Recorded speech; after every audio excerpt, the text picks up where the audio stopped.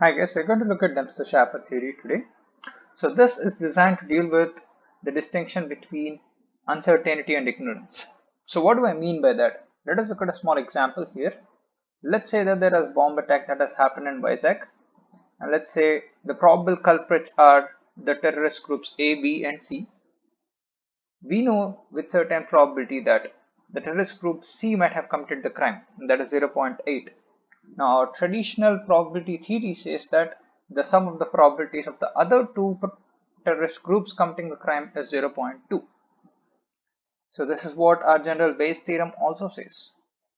But Dempster Shafer theory, it doesn't say so. So what would be the sum in the case of Dempster Shafer theory? It might be, let's say, 0.1. So if you combine 0.8 and 0.1, that is not giving you 1. So where is the remaining 0.1? Now that 0.1 is what I call as uncertainty. So with certain certainty you can say that C might have committed the crime. With certain certainty you can say that A and B might have committed the crime.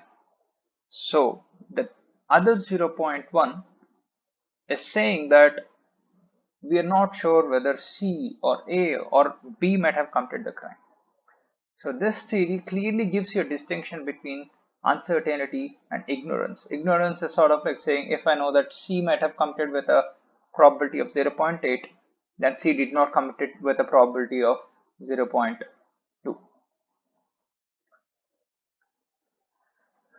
The second point here says that instead of calculating probability of proposition, Dempster Shafer theory, it computes a probability that evidence supports proposition. So it's sort of like this. It calculates P of H given E instead of calculating P of H. So it is usually used in cases where we have insufficient information to estimate prior and conditional probabilities. So prior is your P of H. So as I already told you, we are not estimating P of H here. Also, we are not estimating P of E by H. All we are concerned about is to find out this P of H given E.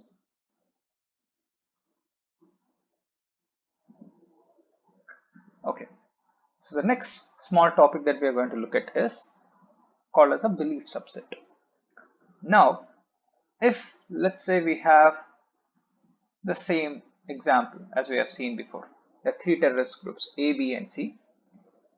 So these A, B and C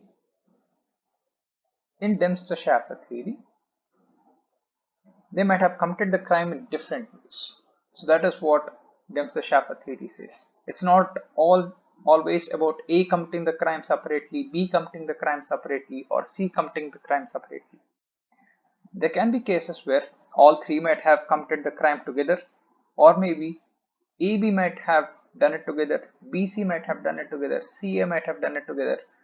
Once again, these are what you're looking at, A, B, C individually doing it.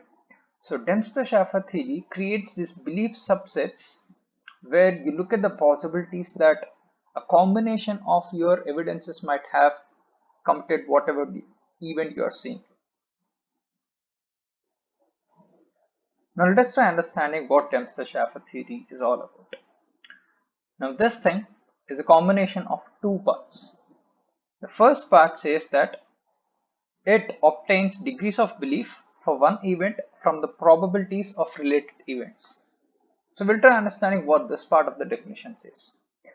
So let us look at a small scenario here.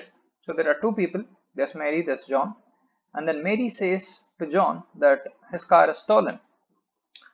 Now according to John, he thinks the probability that Mary is reliable is 0.85.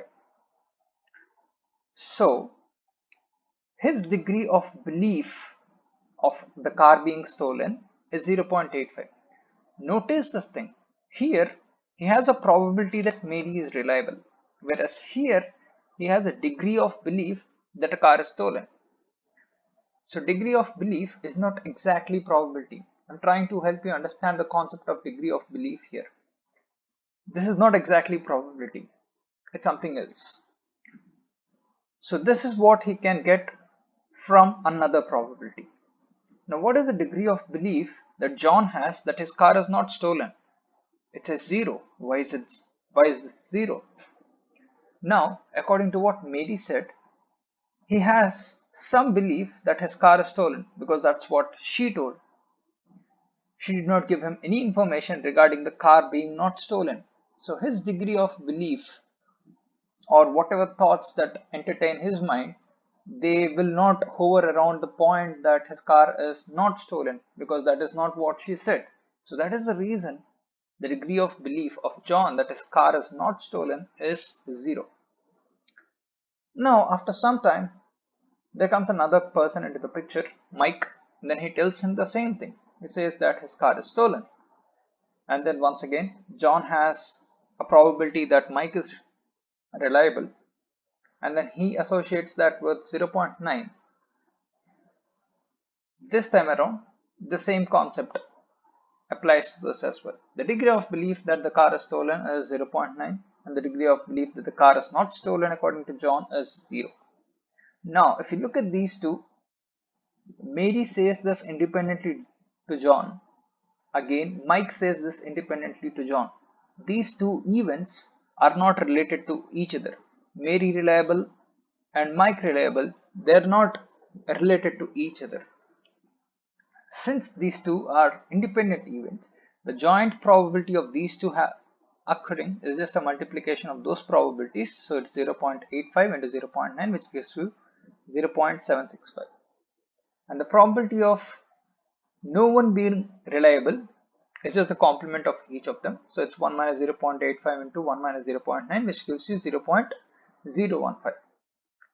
So from this, we can calculate the probability that one of them is reliable.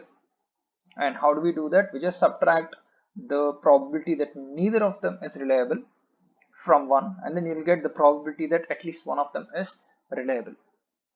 Now, since two events have now influenced John's idea that his car might have been stolen, now he can associate his degree of belief, the net degree of belief that his car is stolen, as 0.985.